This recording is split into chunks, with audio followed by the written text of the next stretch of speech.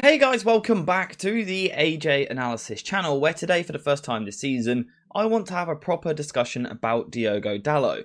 Because I think if we're being honest, he would have been frustrated with the opening few weeks of the season. Of course, at the time, Aaron Wan-Bissaka was fit and seemed to be Erik ten Hag's first choice. DALOT couldn't really get into the team, certainly not in terms of a starting place at right back. However, since Aaron Wan-Bissaka got injured, I genuinely think Diogo DALOT has been one of Manchester United's best performers this season. Now, yes, he had that horrible mistake against Galatasaray, that was really poor, but if we take that away, I genuinely think he's had a good season, so let's look at what he is doing well. So before we continue into the video, a quick shout out to today's video sponsor, JerseyFifa.com, the home of all of the greatest football kits. Whether that be the new latest releases or the old classic ones like this, Jersey FIFA has something for everyone, and now you can check it out yourself using the link in the description down below. And also make sure to use code JerseyFifa for 10% off when you order. So DALOT so far this season has kind of played two main roles in the team. One being a left back, an inverted left back, one being a right back. Now when he plays at left back, I actually quite like him from that position. The way that he inverts into the midfield actually really suits a lot of passing angles. Now imagine this isn't Luke Shaw at right back, imagine it's an actual right back. When United are able to build with a back three and Diogo DALOT moves inside onto his right foot, I quite like it. Because he is right-footed in these positions, here he is facing the ball. So when someone like Lisandro Martinez passes the ball in towards him, because he's come inside from the left foot, from the left-hand side, and it comes inside onto his right, it now opens up the pitch quite nicely for him to play. And when you play a left-foot centre-back who can then step round, it's actually quite a nice dynamic. However, I don't like it so much when he plays there on the right-hand side.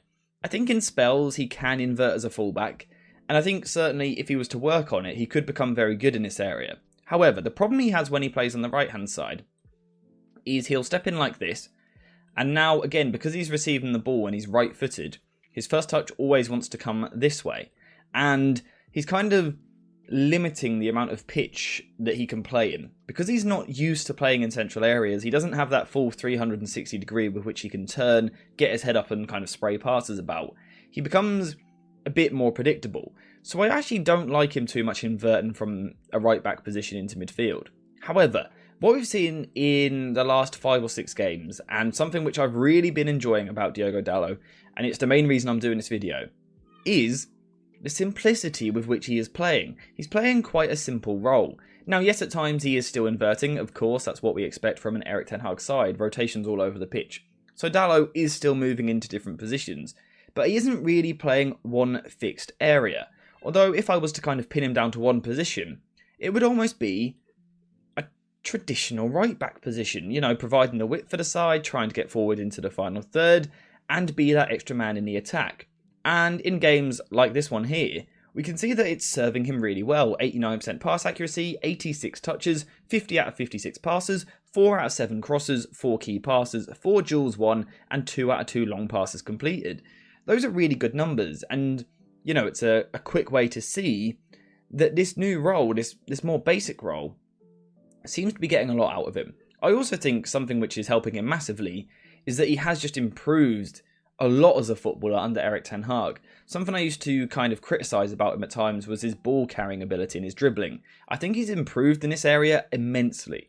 It's been really, really clear in the last few games that when people have tried to press him, he's been drawing players in and then throwing either a step over in, sometimes just going shoulder to shoulder, using a bit of muscle, but he's been really good at getting out under pressure. And this is of course something which United in general have struggled with over the past few seasons. But I think DALOT in recent weeks has done an excellent job of doing this, and it's made him an excellent ball progressor for the side. And again, we've got more examples of this here. We can see his actions versus Brentford. We can see his all actions heat map. He is keeping, you know, he's keeping the width for the side much more. He's playing in a much more traditional right back position. This doesn't look like an inverted player. Yes, of course, he is still sometimes coming inside. But if you look at those successful passes on that pass map on the right hand side, it's very much what you would expect from again, a more traditional right back. Someone who's holding the width for the side, pushing forward, and causing problems down that end of the pitch.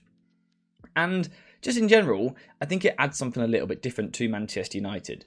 Now, it'll be interesting to see if this is going to carry on, because of course recently he's been doing this when it's been Bruno Fernandes on the right wing. So Bruno Fernandes comes inside, it opens up the space for DALOT to step into. it'll be interesting if when Antony comes back into the side, if Dalot is still asked to do the same sort of job or something a little bit different. Because I think he is more than capable of doing this job to a pretty high level. We've spoken about he's adding an element of press resistance to his game. We've spoken about his ball carrying is drastically improving. I also think his passing has always been pretty good in terms of his short passing. He keeps it nice and simple in these areas, but regularly within 2 touches, he's able to get the ball, kind of absorb pressure, and release it to someone else, either down the line or infield to a teammate.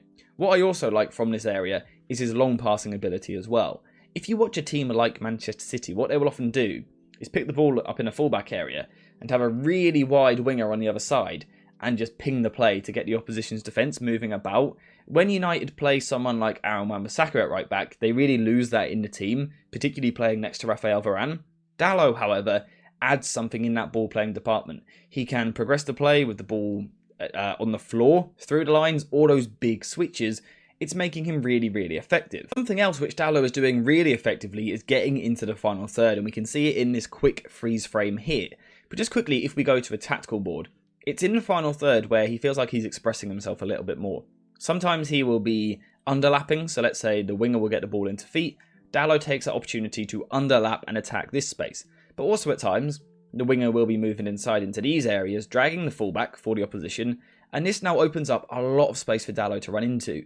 And again, this is where I'm talking about a more traditional right-back role. He's not staying deep, he's not inverted into midfield and being cautious in that way. Instead, in recent weeks, he really has been responsible for flying forward down the right-hand side. And I think he has been, without doubt, United's most threatening player down the right wing this season. And if we go back to those clips now, I think we can certainly see it. In this particular game here against Crystal Palace, we see him underlapping. He gets into the penalty area. Facundo Pellistri plays the ball to him. Dalot kind of like bursts forward into the box towards the byline, as we can see here as it plays out. He gets towards the byline and then cuts a really good ball back, and Garnacho puts it into the back of the net. But in terms of his other play, again, it resembles a traditional fullback. So on this occasion, the ball was being built down Manchester United's left-hand side. Facundo Pellistri here moved infield, opening up a lot of room for Dalot to push forward and really attack the final third with a real aggression to the way that he's playing. There's a real determination at the moment to get into the final third. Now, on this occasion, he gets a shot at goal, which probably kind of highlights the slightly different role he's playing. The modern-day typical inverted fullback at times, we don't necessarily see them flying into the final third and getting shots off. But it's a side of Dalot's game which I've really liked in the last few games. Now, I still think he could improve in the final third. I think it's often spoken about as being one of his biggest strengths, you know, getting forward into the final third, getting his head up and then putting a cross into the box. I think he could improve in that area. I mean, he's got the skill, as we can see here. He's able to beat his man, work a bit of space, get into really dangerous areas. And a lot of the time, his final ball is good, whether it be cutbacks like this or trying to find a cute little pass into the box. But I think his actual true crosses into the box could do with a bit of work. I think it's an area where, particularly when you've got Rasmus Højlund up top, if he could develop that side of his game, I think you would see Diogo Dalot becoming much more dangerous and almost much more credited for his performances, because I would imagine his assist numbers would start to go up. Now, this video is a bit of a shorter one because it's quite early in the season to truly properly assess a player.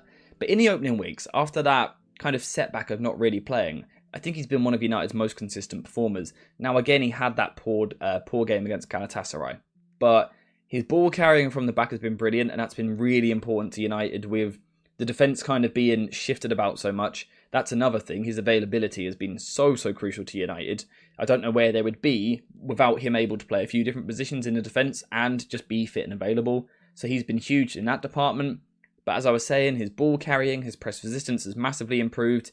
His passing has always been pretty good. I like his long passing as well. But I like it in the final third at the moment.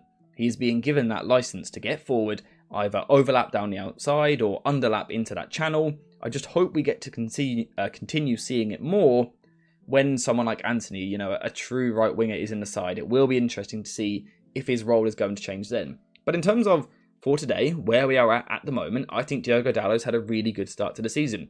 Do I think he's set the world on fire? No, but I think he's been a very good, a very solid right back. And I think this is a big season for him. I think if he can go on to push on to that next level from a defensive point of view, I think we've seen improvements there already, but I think we need to see more realistically, but also in the final third, if he can just develop that killer pass a bit more, like we saw in a game like this, where he did have 4 key passes and 4 out of 7 crosses completed. If he can do that on a more regular basis, while completing and maintaining such good ball retention numbers, then there's no reason he couldn't be the long-term right-back for Manchester United. I think this year is a big year for him to prove and basically prove that he can be that right-back for Manchester United. But let me know what you guys think in the comments down below. What have you made to his start to the season? I would have had him as September's Player of the Month. Him and Rasmus Højlund would have been my top 2. I think he's been really good, really impressive. Still a lot of room to grow, which is quite exciting. But let me know what you think. What do you think he needs to get better at? What is he doing well, which has surprised you? Do you think he will keep holding the width with someone like Antony back in the side? Let me know all of that in the comments down below. But apart from that, thank you guys for watching. I hope you have enjoyed it. And as always, I'll see you in the next one.